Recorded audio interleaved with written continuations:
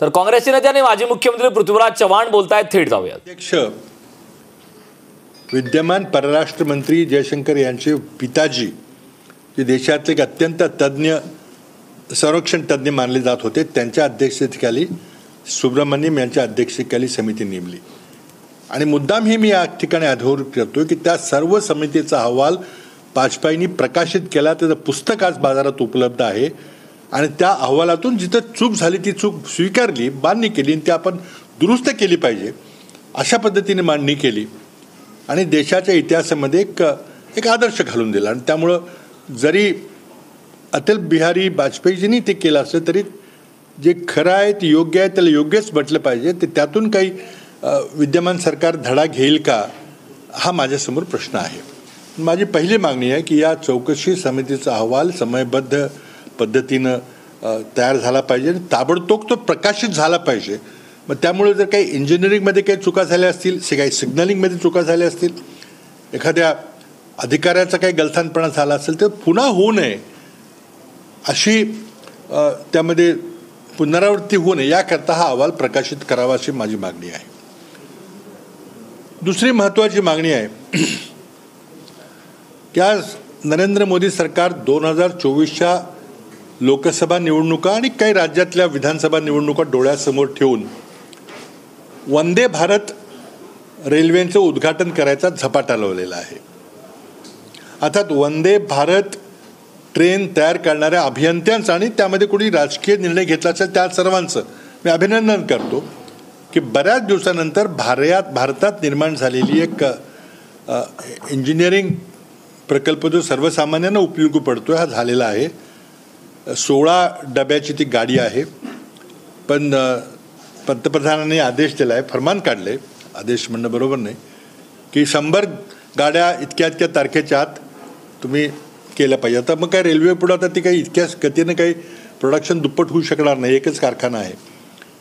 मग त्यांनी 16 डब्याच्या 8 डब्याच्या गाड्या करून आणखी जास्त ट्रेन सुरू करायचं ठरवलेलं आहे. गोव्याची ट्रेन 5 तारखेला सुरू होणार होती पण कदाचित विद्यमान परिस्थितीमुळे ते उद्घाटन जे मोदी ऑनलाईन करणार होते ते थांबलेलं आहे.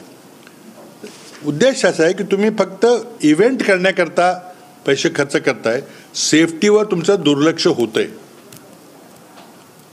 आणि जे सेफ्टीचा एक प्रचंड मोठा रेल्वे सेफ्टीचा प्रचंड मोठा एक प्लॅन तयार आहे. आता रेल्वे बजेटच बंद झाले त्यामुळे चर्चाच होत नाही. त्यामुळं खरं म्हणजे अशी अनेक दिवसाची मागणी आहे की रेल्वेचा एक ॲन्युअल रिपोर्ट जसा कंपन्यांचा रिपोर्ट येतो तसा प्रकाशित करा, त्याच्यावर चर्चा करा. कारण आता फक्त इव्हेंट करण्याकरता रेल्वे व्यवस्थेचा वापर होतो असं आम्हाला शंका येते, भीती वाटते. म्हणून मला वाटतं की या निमित्तानं सेफ्टीवर किती खर्च झालेला आहे गेल्या 5-7 वर्षामध्ये, 8 वर्षामध्ये, आणि तो खर्च आपण कमी करतोय का, त्यामुळे अशी काही घटना घडली का, हाही ह्याचं उत्तर आम्हाला पाहिजे.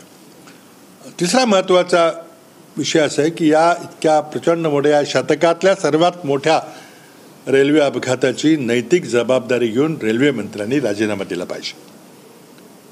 अर्थात ती परंपरा आता स्थगित झालेली आहे. लालबहादूर शास्त्रींनी ती परंपरा कायम केली होती.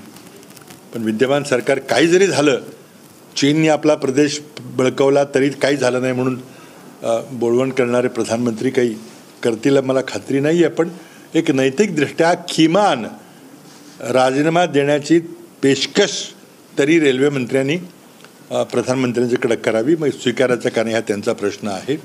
आणि एक नवीन परंपरा कायम करावी. खरं म्हणजे हा राजकारणाचा विषय नाही आहे, परंतु स्वतः रेल्वे मंत्री एक अभियंते आहेत.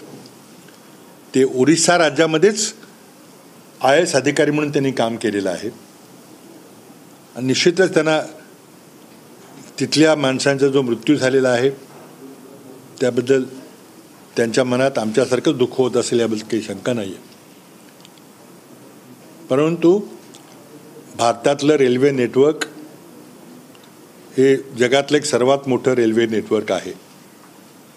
तिथं आणखी वेगवान गाड्या चालवायची आपली तयारी चाललेली आहे, प्रयत्न चाललेले आहेत. पण त्याचबरोबर सुरक्षेकडं दुर्लक्ष करून चालणार नाही. हा या दुर्घटनेतून अतिशय दुर्दैवी दुर्घटनेतून आपण बोध घेतला पाहिजे. पुन्हा एकदा मृतात्म्याच्या आत्म्याला शांती प्रदान करो अशी ईश्वरचरणी प्रार्थना करतो. आजारी आहेत त्यांना त्वरित उपचार व्हावा, ते लवकर बरे व्हावेत अशी प्रार्थना करतो. धन्यवाद. याबद्दल काय हिंदीमध्ये कल ओडिशा के बालासोर शहर के निकट कोरोमंडल एक्सप्रेस और हावड़ा एक्सप्रेस और एक और गाड़ी के बीच एक भयानक रेलवे एक्सीडेंट हुआ था, जिसमें कि 338 जनों की मृत होने की खबर है. करीब करीब 700-800 जन जख्मी हुए. भयानक दुर्घटना थी. सबसे पहले तो मैं सभी मृतक जनों के प्रति श्रद्धांजलि अर्पण करता हूं.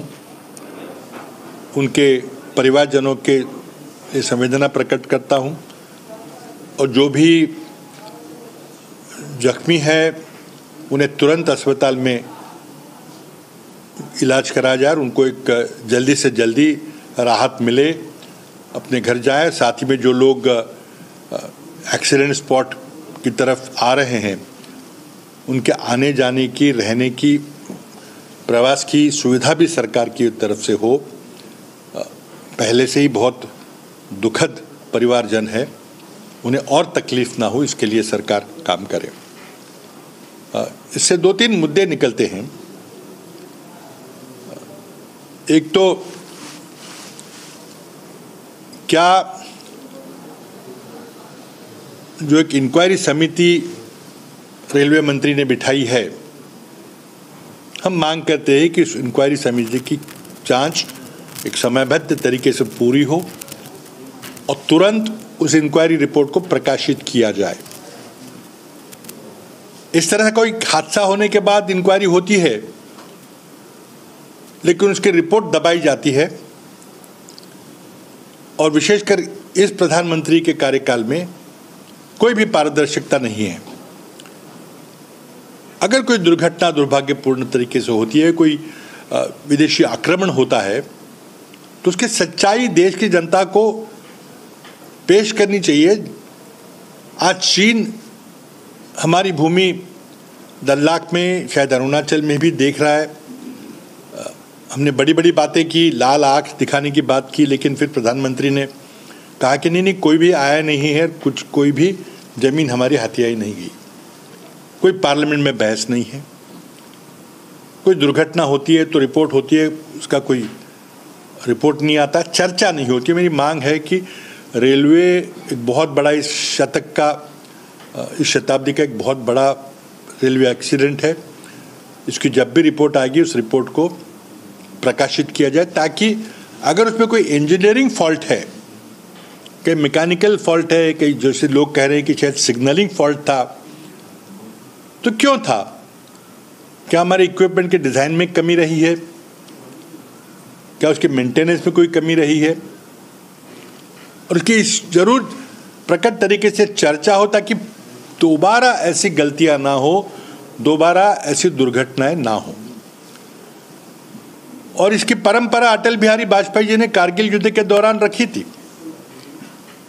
कारगिल युद्ध के दौरान जब विपक्ष ने आरोप किया था कि क्या इंटेलिजेंस फेल्यूर है, क्या कर रहे थे बार सेना, अटल बिहारी वाजपेयी जी ने, सुब्रमण्यम जो हमारे एक बहुत बड़े रक्षा विशेषज्ञ थे, उनकी अध्यक्षता में एक इंक्वायरी कमेटी बिठाई. जब इंक्वायरी रिपोर्ट आई, सरकार के पास भेजी, तो सरकार ने तुरंत, अटल बिहारी वाजपेयी ने तुरंत उस रिपोर्ट को प्रकाशित किया. आज भी आप उस पुस्तक रूप में उस रिपोर्ट को खरीद सकते हैं. उसमें कुछ गलतियां स्वीकार की और कहा कि इनको हम सुधारेंगे, और वाजपेयी जी ने सुधारने की पहल की. कई सारे उसमें से मुद्दे निकले. वो वाजपेयी जी की परंपरा, उसके पहले परंपरा है, उन परंपराओं को मोदी सरकार और विशेषतः वैष्णव जी रेलवे मंत्री अगर स्वीकार करेंगे तो बहुत देश की जनता उनको धन्यवाद देगी. दूसरी मांग हमारी है कि क्या हम वंदे भारत एक्सप्रेस का रोज रोज एक इवेंट करने के चक्कर में प्रधानमंत्री ने शायद आदेश दिया है कि 100 वंदे भारत रेल का उद्घाटन मैं करूंगा चुनाव से पहले। लोकसभा चुनाव साल भर में आ रहे हैं, राज्यों के चुनाव है और धड़ाधड़ वंदे भारत का रोज चौथे दिन एक इवेंट होने की घोषणा होती है। वैसे तो वंदे भारत रेल 16 डिब्बों की रेल है, लेकिन उसको 8 डिब्बों के करके दुगनी रेलें चलाने का प्रयास हो रहा है। अभी गोवा की रेल वंदे भारत चलने वाली थी, लेकिन शायद इस हादसे के कारण उसको पोस्टपोन किया गया है। तो मेरी मांग है कि क्या हम सेफ्टी पे ध्यान नहीं दे रहे हैं? क्या रेलवे सेफ्टी की जो खर्चा करना चाहिए, जिसके कई सारे रिपोर्ट पहले से आई है, कई सारे प्लान बने हैं, क्या उसको कहीं अनदेखी उसकी कर रहे हैं? एक तरफ रेलवे बजट समाप्त कर दिया गया तो रेलवे पर चर्चा ही नहीं होती। तो मेरी मांग है कि एक चर्चा कराई जाए और रेलवे सेफ्टी पे जो बजट है, उस बजट को कहीं वंदे भारत या कोई और कार्यक्रम के लिए, उद्घाटन करने योग्य कार्यक्रम के लिए, कहीं उसका बजट में कटौती तो नहीं की गई।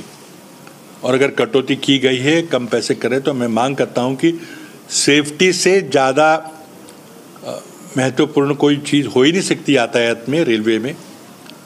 तो सेफ्टी पे पूरा ध्यान दिया जाए, पूरी जांच कराई जाए, रेलवे की अलग से एनुअल रिपोर्ट आए, क्योंकि बजट तो आ नहीं रहा है, और इन बातों पे पब्लिक डोमेन में चर्चा हो। तीसरी मांग है कि जो परंपरा लाल बहादुर शास्त्री जी ने एक रेलवे अपघात के दौरान रखी थी, रेलवे मंत्री वैष्णव जी तुरंत नैतिकता के आधार पर अपना इस्तीफा दें। कम से कम इस्तीफे की पेशकश करें। प्रधानमंत्री शायद नहीं स्वीकार करेंगे, लेकिन एक परंपरा कायम रखें, क्योंकि एक बहुत भीषण दुर्भाग्यपूर्ण हादसा हुआ है।